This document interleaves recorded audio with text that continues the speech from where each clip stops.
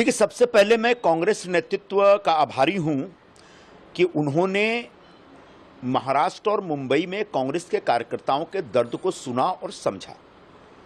4 जो विवादित सीटें हैं, इन सीटों पर फ्रेंडली फाइट होनी चाहिए। मैंने सुना ऐसा कोई प्रस्ताव पार्टी के नेतृत्व की तरफ से आया है।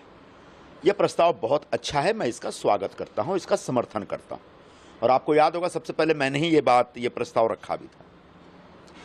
अब इस प्रस्ताव के बाद जिस तरीके से शिवसेना यूबीटी, जिसको यहां बहुत ही लोकप्रिय तरीके से उबाठा के रूप में जाना जाता है, उबाठा में जिस तरीके से एक नाराजगी पैदा हुई है और उबाठा के जो अंतर्राष्ट्रीय प्रवक्ता हैं, उनने जिस प्रकार से कांग्रेस को धमकी दी है, मैं कहना चाहूंगा इस धमकी के तहत नहीं आना चाहिए, इस धमकी में, दबाव में नहीं आना चाहिए। क्यों?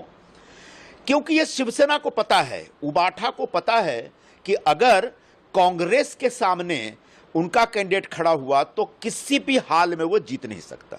शिवसेना अपने दम पर कोई चुनाव महाराष्ट्र के किसी भी लोकसभा में नहीं जीत सकती। एक बार फिर से मैं पूरी जिम्मेदारी के साथ, नम्रतापूर्वक और हक के साथ कहना चाह रहा हूं।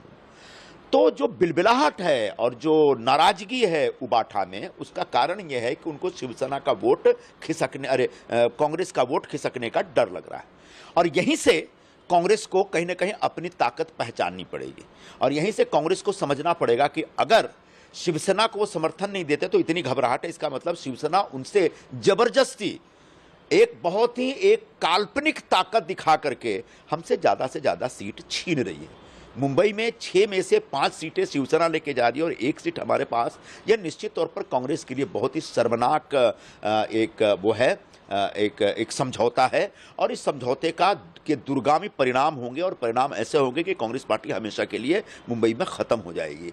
अब रह गई बात इनकी धमकी के। धमकी में क्या क्या बोले हैं? इन्होंने बोला कि हम सिर्फ 4 सीट को 48 के 48 सीटों पर लड़िए। बिल्कुल लड़के दिखाइए, हम तो तैयार हैं। उन्होंने कहा हम यूपी बिहार में भी आपके खिलाफ कैंडिडेट उतारेंगे। इससे पहले भी उतारते थे, जहां जहां उतारते हैं वहां पर इनकी जमानत जब्त हो जाती है। ये गोवा में भी इसी जोश के साथ गए थे, सब जगह जमानत जब्त हो गई।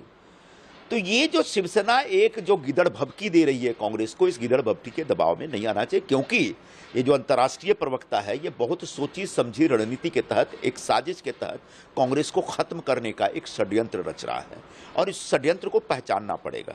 और इसकी इमेज ऐसी है कि इसने परम पूज्य भारत रत्न बाबा साहब अंबेडकर के पोते प्रकाश अंबेडकर के पीठ में भी छुरा घोंपा है।